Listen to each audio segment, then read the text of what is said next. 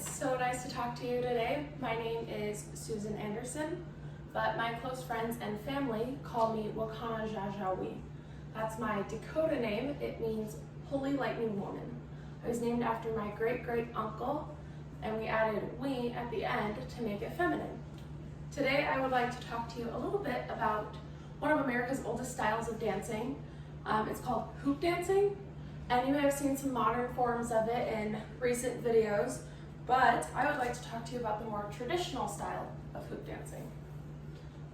I have been a hoop dancer for about 5 years. I performed at the Minnesota State Capitol during Native American History Month with my group, and it was a really fun experience, and I'm glad that I get to show the rest of you a little bit about it today.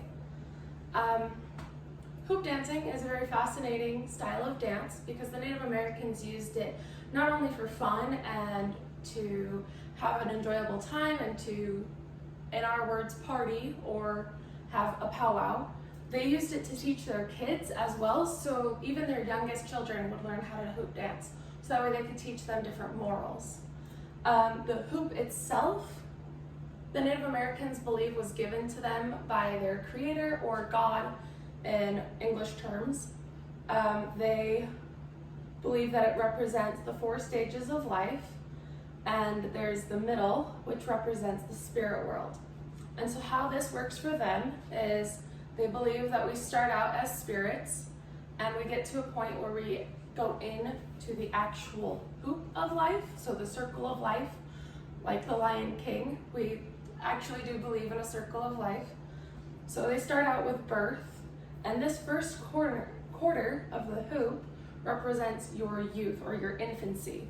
And then you get into your teenage years, and then your adult years, and then the elders.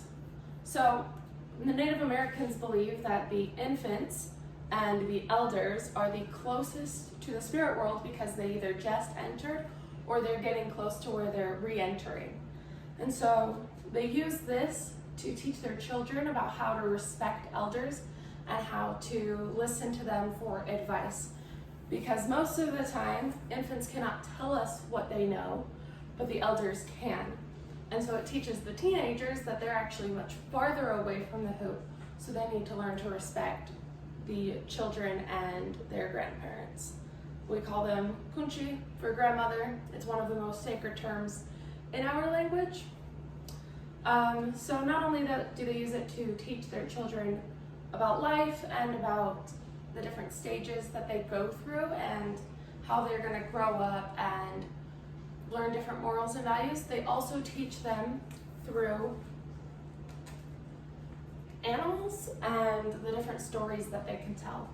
So in English, there are very common stories about a butterfly and a caterpillar, and we use this a lot in elementary school and middle school, where they talk about how, a caterpillar goes through this time when it goes into a cocoon and it transforms into a butterfly, and how we know through hard work we can become a butterfly. And so the Native Americans would teach their children this in an interesting way by collecting hoops and teaching them how to dance, so they could become a butterfly themselves. They could show them how to be a caterpillar and how to transform. I did not realize my hoops would be cut off in this, so I'm very sorry that you couldn't see the whole thing. But, so here's the butterfly, and here is the caterpillar. Not sure that it's showing well. So this was very important to the Native Americans to be able to teach their children, because children don't like to pay attention. I think we all have experiences where we're trying to get little kids to sit down and listen or read a story with us, and it's very hard because that doesn't keep their attention. But they would use this style of dance because that was fascinating to youth, and I think that anybody can use this to teach their children. Another thing that hoop dancing can be used for is to teach children about Native American history and about the history of the United States. Hoop dancing is one of the oldest forms of dancing in the country. It came back in the 1900s but we know that it dates back to way before then. But because Native Americans were not able to practice their culture as openly as they used to, it was kind of lost and hidden away for some time. And then a very famous man came back and brought it back into powwows and into modern Native American lifestyles.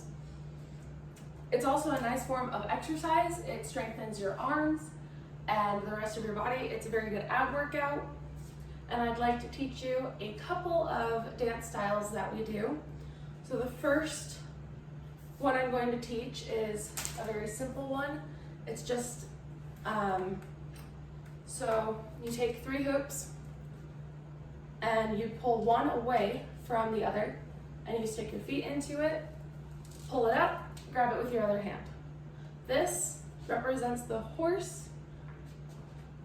It's more imaginative than the other styles of hoop dancing, but it represents the saddle and the stirrups on a horse. So you go from the horse and you put the hoop over your head and let it rest on your shoulders. Then you grab up 2 more hoops, 1 in each hand with the 2 that you already had, and you raise them up, and these should fall quite naturally. You give them a little push with your fingers and they will just fall to where they're supposed to be. This puts you into the eagle formation, which you can see is a nice little bird shape. This is how we get into the butterfly typically, is by putting these down, your wings from the eagle down, stepping into each of the hoops, lifting the hoop that you had around your shoulders over your head, and letting it drop into the butterfly. After the butterfly, you can lift this foot up, take that hoop out, go into the caterpillar, and then let your hoops drop. Okay, the easiest way to pick up a hoop is to just let it rest on the ground wherever it falls, and then you step on it with your foot and roll your foot backwards. And it'll pop up, hit your knee, and then you can grab it. The next one I want to teach you guys is one of my personal favorites. So I'll do 2 forms of it.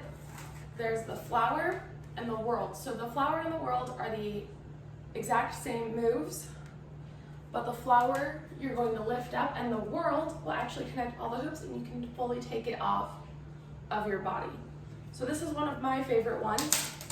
You start out with 2, you smack them together and they'll crisscross and they'll enter each other, and then you bring them over your head into an X shape. The next one you grab, place over your head and let it rest on the other hoops, almost like an electron kind of shape for anyone who loves science. Then you just grab the bottom of these 2 hoops, raise it over your head and bring them out just a little bit. You don't want to fully extend them because then your circle will not be tight and you won't be able to lift it off. Grab your next hoop, swing it backwards, pull it through. And this you're going to do with the remainder of your hoops except for the last one. You're going to need 8 for this. Swing it back, pull it through, and you need to do it 2 more times, 1 on each side.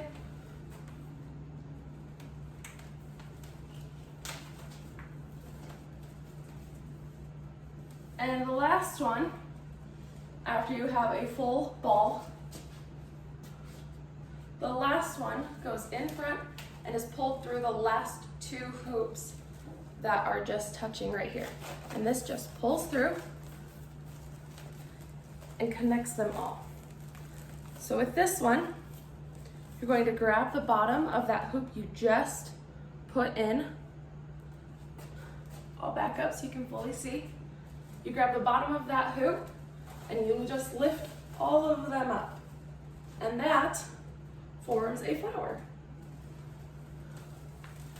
The last one I'm going to show is quite similar to the flower. It's the exact same move, so I will not re-explain them to you.